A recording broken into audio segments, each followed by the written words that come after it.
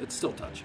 People in the Tuscarawas local school district remember the 6 people who died in a deadly bus crash 1 year ago. Plus, a new report gives the USA a low grade for premature birth care.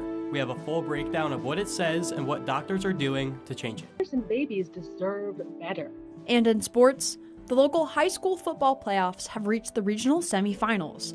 A look at key matchups across the 740. Newswatch starts right now.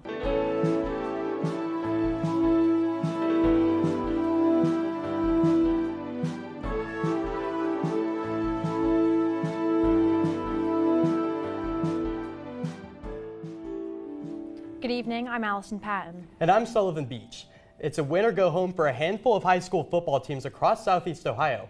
Forecaster Emily Case is here in studio with a full breakdown of tonight's weather. But we want to start with Gridiron Glory reporter Andrew Bowlby, who is live in Coshocton, where New Lexington and Indian Valley are looking to continue their run to Canton. Andrew, what are you looking for tonight? Yeah, guys, thank you so much. We're live in Coshocton at Stewart Field tonight, and what a time to be alive if you're a high school football fan. Regional semifinals. Gridiron Glory is going to be at 5 games tonight with 6 teams from our coverage area fighting for spots in next week's regional final. Of course, I'm in Coshocton, where Indian Valley and New Lexington are going to be playing.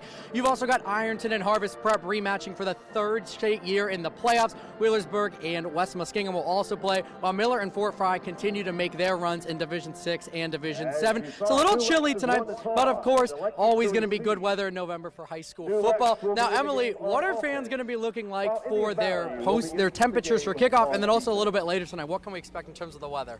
Yes, well, Andrew, for kickoff, we can expect temperatures around 48 degrees. There might be a light mist, but no heavy rain is anticipated. Pretty overcast skies, so just bring a jacket and maybe a rain jacket, but you shouldn't really need an umbrella. Athens currently is sitting at 50 degrees. Again, overcast skies, some of those clouds remaining from the low pressure system we saw last night and continued into this morning. We're sitting in high pressure right now, but those clouds really just aren't budging a ton, and maybe as this high pressure moves east, hope to clear out those clouds a little bit. Temperatures over the past 24 hours stayed on the mild side, low 50s. Didn't really cool down a ton last night due to those clouds. We didn't heat up a ton this morning. Again, those clouds really just helping moderate the temperatures, pretty average for November in Athens. Tonight, 41 for that overnight low, mostly cloudy skies. We do have a full moon, so hopefully those clouds clear out so we can see that. Should be pretty amazing to see. And then tomorrow, mostly cloudy skies again. Those clouds really aren't budging a ton, even with that high pressure. 57 for that high, 35 for that low. So we're going to be cooling down a little bit more tomorrow night compared to tonight, but still nothing major. Looking at the next 3 days, Saturday, mostly cloudy skies, 57 for that high, 35 for that low, so cooling down, and then the rest of the weekend, pretty cloudy. This week marks 1 year since a devastating bus crash in Licking County killed 3 students and 3 chaperones from Tuscarawas County. Brittany Weir has more on how the Tuscarawas local school district is remembering those lost. A close-knit community. Chris Call is the owner of Lightning Signs. They have made all of the Pray for Tusky Valley and memorial signs that can be seen around the community. Chris says he still gets emotional every time he sees one. Just wow. And the fact that, they're still there. People are still touched. He started making these signs after a bus that was carrying Tusky Valley students to a band performance crashed on I-70. Killing 3 students and 3 chaperones. 1 year later, Chris is offering these signs for free to anyone who needs one. We decided just, what we have left, we'll just give them away. So they want to put something up in memory of the 1 year. Tusky Valley Superintendent Dr. Derek Verinsky posted on social media to mark the 1 year anniversary. He said, "Such a loss is incomprehensible, and we will always miss the laughs, the smiles, the humor, and the words of encouragement from Christy, Dave, Wyatt, Caitlin, Shannon, and JD. He also mentioned a memorial walk run that is being held on November 17th at the school. Each person is asked to either complete 6 laps or walk for 6 hours to honor the lives that were lost. Chris says his shop is offering an electronic billboard for this event. He says he has grown close with the families affected by this tragedy. We had our little cry session. It's still touching. Get ready for a new Ohio House Speaker. Republicans have managed to keep the state House again this year. The next step is to vote on a new Speaker Wednesday. Senate President Matt Huffman says he plans to run on his ability to unite GOP House members. Current Speaker Jason Stevens also plans to keep the seat he won last year, but Stevens lost 4 key supporters who didn't win their primary races. The Ohio Constitution protects the right to an abortion, but a new law could hurt organizations that support people receiving the procedure. State law prohibits federal funding for health care providers that do abortions, but communities can still support people getting to their doctor visits and child care while at an appointment. If House Bill 475 passes, it would reroute money going toward those services to an anti-abortion pregnancy centers. Some officials say it's a violation of the constitutional amendment. However, the bill is backed by a dozen Republicans. President Joe Biden is on a diplomatic whirlwind as his term comes to an end. He started in Peru at the Asia Pacific Economic Corporation Summit this morning, where 21 member economies gathered. While Biden rides out his last days, many state heads around the world are concerned about the next president. Donald Trump's America First policy vision has a lot of leaders uncertain. For a lot of these countries, they're going to have to decide, do they become more self-sufficient? Do they lean or tilt towards China? Do they try to find new partners? President Biden has a talk with Chinese President Xi Jinping. The meeting is supposed to be a recap of the U.S. and China's relationship over the past 4 years. It is set to be one last one-on-one of Biden's term. There is a push in Washington to release the House Ethics Committee's report on former Representative Matt Gaetz. The committee has been investigating the former GOP representative over allegations of sexual misconduct, illicit drug use, and other improper behavior. Calls for the committees to release the report after President-elect Donald Trump tapped Gaetz to be the next Attorney General. Gaetz resigned after the announcement, and House Speaker Mike Johnson is planning to request that the Ethics Committee not share its report on Matt Gaetz. He says doing so wouldn't be right since Gaetz is no longer a member of Congress. I think it would open a Pandora's box. I think it's a very important rule that should be maintained. If it's been broken once or twice, it should not have been. Gaetz has repeatedly denied any wrongdoing. Johnson says a former member of the House has traditionally been beyond the jurisdiction of the Ethics Committee. For the 3rd year in a row, the U.S. earned a D+ grade for preterm births. Mandy Gaither takes a look at the numbers and explains why experts believe U.S. infants are dying at high rates. She passed. For the 3rd year in a row, the U.S. gets a D+ grade from the March of Dimes annual report on maternal and infant health for its high preterm birth rate. Mothers and babies deserve better. For every 1,000 babies born in 2023, about 6 died, according to provisional CDC data. That death rate is the same as the year before, and the March of Dimes report finds the rate of preterm births remained at 10.4% last year. Those are babies born before 37 weeks gestation, again unchanged from the previous year. So it's remaining at historically high levels. Dr. Amanda Williams says racial disparities also persist. For Black people, the preterm birth rate is 1.5 times higher than the rate among all other babies. The March of Dimes report says certain risk factors are contributing to the high overall preterm birth rates. First, the number of people who have chronic conditions during pregnancy and inadequate prenatal care. 1/3 of all counties in the United States are maternity care deserts. And that means that there is no prenatal care provider, no obstetrician, no midwife, no family practice doc who does OB, and no maternity unit. Williams says identifying high-risk pregnant people and improving access to care are keys to reversing the high preterm birth trend. We have to think about how can we keep our hospitals open and how can we make sure that we have providers who can take good care of patients. For Health Minute, I'm Mandy Gaither. A Texas man is behind bars tonight for allegedly planning and researching his own potential terrorist attacks on American soil. The FBI says that 28-year-old Anas Said was arrested last week outside of his Houston apartment. Following his arrest, Said allegedly told investigators that his planning included researching the layouts and security measures of Houston's synagogues and the Israeli consulate, along with creating ISIS recruitment materials.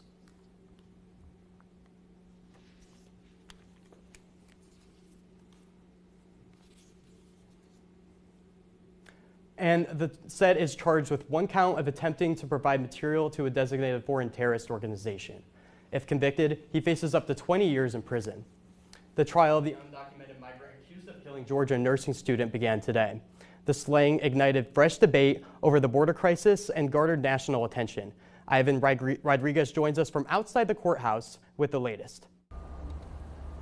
During the state's opening statement, the prosecution used a Garmin device to help identify exactly where her location was, the time that she was killed, and even down to her heartbeat. They also showed video surveillance that they say shows Ibarra disposing of evidence. The state says that the medical examiner at GBI headquarters found Riley had complex depressed skull fractures and 8 other lacerations in her head, as well as abrasions to the face.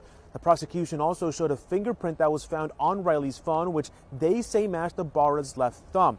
Hours before Riley's death, the state also detailed a peeping Tom incident.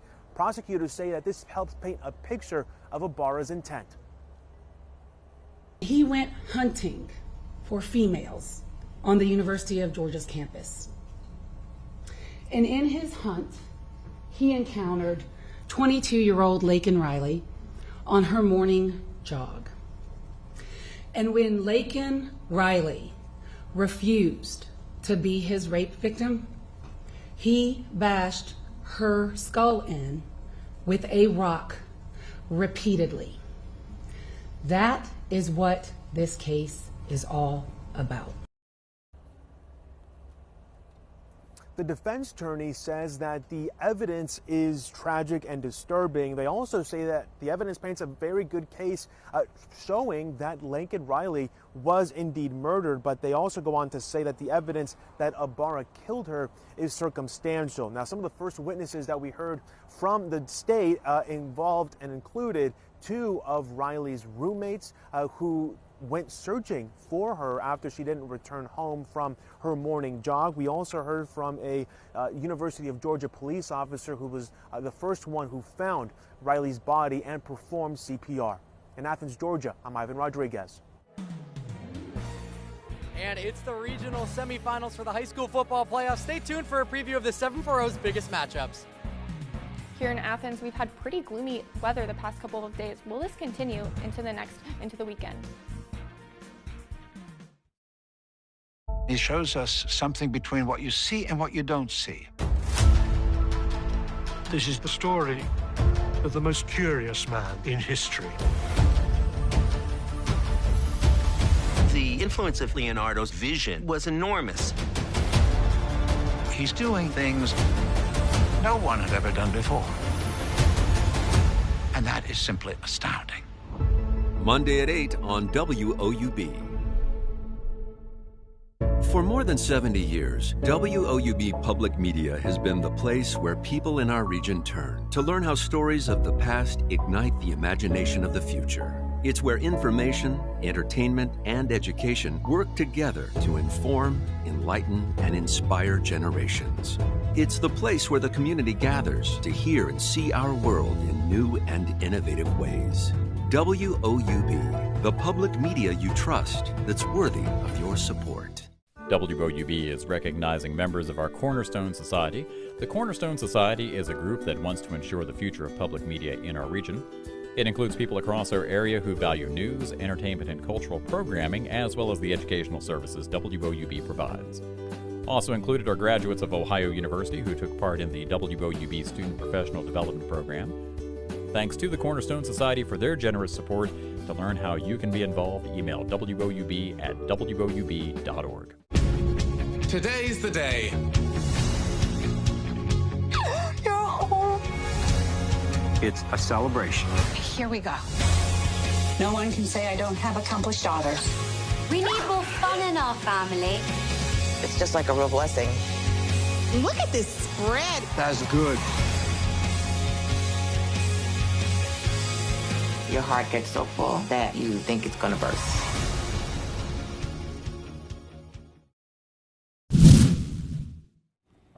It's Friday night in November, meaning it's make or break for local high school football teams tonight.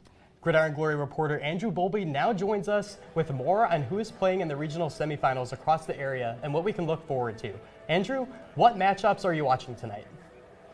Yeah, thanks, Sully and Allison. We are live in Coshocton right now. There are 6 teams remaining in Gridiron Glory's coverage, fighting for spots in next week's regional final. Let's start right here at Stewart Field in Coshocton between Indian Valley and New Lexington in a Division 4 Region 15 battle. The Panthers are on the cusp of making their first regional final since 2008. They've had quite a season, winning 11 games and an MVL small championship. Led by an offense that averages a school record 41.4 points per game, the Panthers face the ultimate challenge tonight.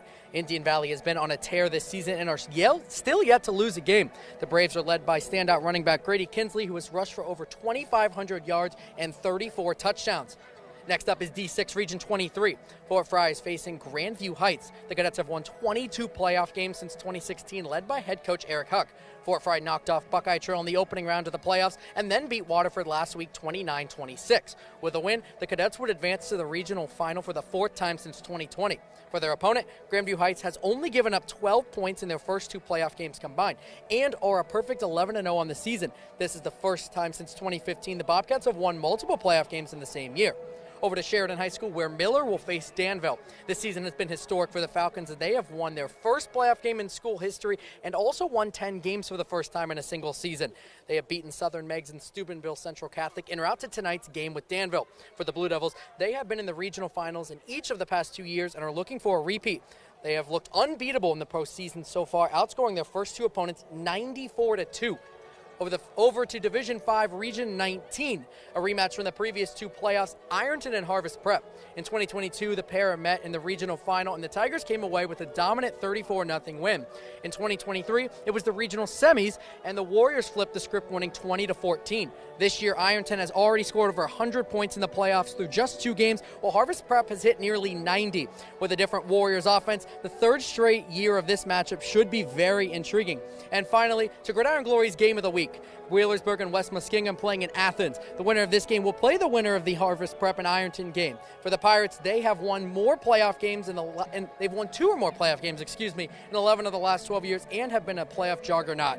They face a West Muskingum team that hasn't had much playoff success historically up until last year. It's going to be a challenge for the Tornadoes, however, as head coach Nate Brownrigg has proven he can win big games over the last couple of seasons. It's set to be a great night of high school football, and you can catch a full breakdown of each of the games I just talked about on Gridiron Glory tonight right here on WOUB at 11:30 p.m. Thanks, Andrew, and it looks a little cold out tonight. Emily, is it supposed to stay like that? Yeah, so we're going to be sitting at around 48 degrees, and it's going to be around that temperature for most of the night. Now, that's pretty average for this time of year in November. The Climate Prediction Center has our temperatures near normal, so nothing too chilly. Right now, might be seeing a little bit of mist, and that's in these clouds, very overcast due to that low pressure system we saw yesterday and into this morning. But off to the west, we do have this high pressure system, and that's going to help clear out some of those clouds, not all of them, as it makes its way closer east. Temperatures over the past 24 hours. On the mild side, we didn't really cool down a ton because we had such overcast skies. Helped act as a blanket to trap in that daytime heating, and we didn't really heat up again. Again, this is pretty normal temperatures for this time of year. May seem a little bit chillier just because of those warmer temperatures we've been seeing in November, but again, pretty average. Right now, 50 degrees and overcast skies. And for tonight, we can anticipate 41 for that overnight low, so not dropping too much. We do have mostly cloudy skies. Hopefully those clouds clear out a little bit because we do have a full moon. Now, this is going to be a supermoon, and this is our last supermoon of the 2024 year. A supermoon is just when the moon is closest to the Earth, and it makes the moon appear larger and brighter. So it's just really pretty to see, and if those clouds clear out, hopefully you're able to take a look, especially if you're out there watching the football game. Just be pretty cool to see. Tomorrow, mostly cloudy skies, 57 for that high, 35 for that low. So we're going to be cooling down a little bit more tomorrow night compared to tonight as some of those clouds make its way out of our area due to this high pressure system that, again, tomorrow it'll be sitting right over top of Ohio and not really moving a ton of those clouds because it's going to be cloudy for the remainder of the weekend, but hopefully a little bit. Tomorrow night, again, moving a little bit out of Ohio and towards the east. It's pretty slow. And then by Sunday night, it's going to be making its way off the east coast. Looking at our 7-day weather, Saturday, mostly cloudy, 57 for that high, 35 for that low. So again, tomorrow night, as some of those clouds make its way out of the area, we're going to be cooling down a little bit more than tonight. Sunday, mostly cloudy, 62 for that high. So we're going to be slowly warming back up as the weekend and next week progresses. Mostly cloudy on Monday, 64. There's a common theme with these clouds. They really aren't wanting to budge. Tuesday, a low pressure system will be making its way into our region, which will give us a 70% chance of showers, 64 for that high and 48 for that low. So not cooling down dramatically at night due to those clouds. Wednesday, showers are going to be sticking around for a 60% chance and 62 for that low. Thursday, even more chance of rain showers, pretty common theme. It's going to be really rainy next week and even into Friday. So just keep a lookout on that. Crews across New York and New Jersey are working together to contain the deadly Jennings Creek wildfire. The fire, which is located about 2 hours outside of New York City, has burned 2,200 acres. Authorities say no structures are currently being threatened. The fire has already claimed the life of one 18-year-old firefighter. And nearly 300 firefighters from across the country are battling the fire. Authorities say it's now 90% contained since starting last week. We have really solid containment on our side. Crews will be going to patrol and monitor status tomorrow, which means a couple fire engines a day will be out there kind of looking at what's going on. Authorities say people near the fire will likely smell smoke until a massive snowstorm or significant rain hits. Next, the holiday shopping season is in full swing, and doctors have a stark warning as many people turn to online marketplaces.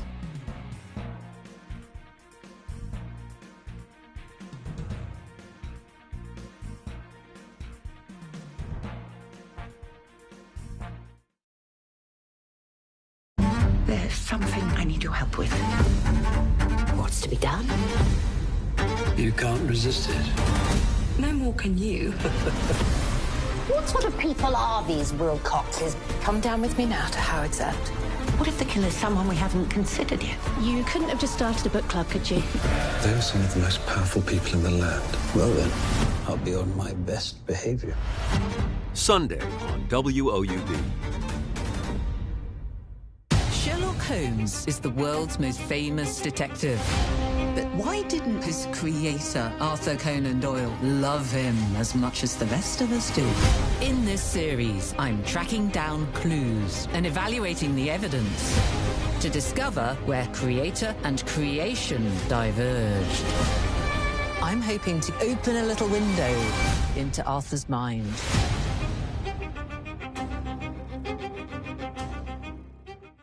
Understanding the past gives a sense of the future. This is the first time that anyone has seen this in 2,000 years.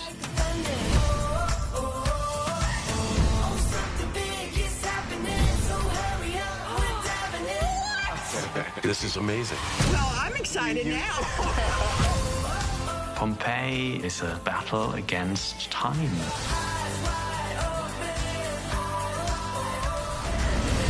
You think I'm joking, but look at this. It did really happen. Don't let anybody tell you who you are.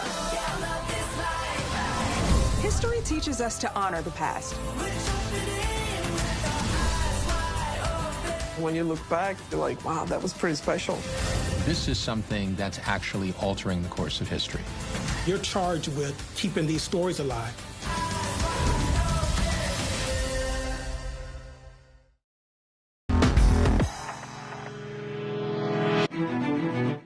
Americans are finding non-traditional ways to own a home, like buying them on the internet. Homeownership is increasingly out of reach for many Americans. The housing shortage, higher interest rates, and mortgage rates are causing many Americans and even businesses to find solutions. Julie Johnson, a first-time home buyer, went to Facebook Marketplace. It's 2,200 square foot, and for the price we paid a little over $50,000 for it. It's not just Facebook where people can buy homes. On Amazon, you can buy foldable and multi-story homes for under $30K. Doom spending is not new, but this idea of spending money when you feel good or bad is getting talked about a lot on social media, especially as many are finding themselves endlessly scrolling and hitting add to cart. Maribel Gonzalez spoke to experts about what you should consider before reaching for your wallet. It's a sort of retail therapy at your fingertips. That little dopamine hit when you, click purchase or a box appears at your door, it definitely can make you happy for a moment. Financial experts like Courtney Alev from Credit Karma say recent major world events are driving doom spending, and people are using their wallets to cope. Whether that's the economy, whether that's you're trying to find a job, whether that's the election and the unknowns around it. Bankrate data shows more than half of Americans say they feel they're getting bombarded with bad news online, and this is affecting how they spend their money. Once we peel back the layer of the money, it really is about the feelings. What's going on? Are you scared? Are you worried? Are you celebrating? But experts warn this add-to-cart approach is a short-lived strategy that can have long-term consequences. This combination of both high interest rates and doom spending, as well as high cost of living, is definitely can be a perfect storm, especially for those younger consumers who are still really building their financial safety nets. Instead, they recommend putting the screens down and putting your energy into other activities that make you feel good. Go outside, feel the breeze, feel the cold air if that's where you live, or the hot air, no matter where you are. It helps you to come back to nature, to be like, okay, I need to be a little bit more mindful in what's going on with me. Still ahead, representing their country in style, we have a look at some of the best outfits at Miss Universe competition in Mexico.